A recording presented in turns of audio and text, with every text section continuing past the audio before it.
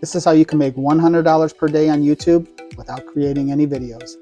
Make sure you like this video, save it for later, and share it with a friend. Let me show you how it's done. First thing you do is go to youtube.com. Next, type in a highly searched keyword like funny animal videos. Once the videos come up, you're going to go over to filters and you're going to click on Creative Commons.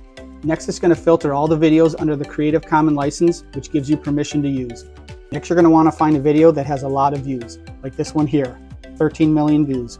Then you're going to hover over the video, you're going to right click, and you're going to click Copy Link Address. Then head to your Google search bar and type in Free YouTube Downloader, and you're going to pick the second one or any one that works for you. And here you're just going to paste the link you just copied, and you're going to click on Download. When your video is downloaded, go to rumble.com, sign up for an account, and upload your video. This website pays for views. You can see some of the earnings here. So after you post your video, just rinse and repeat and put as many videos on as you want. Make sure you follow me for more.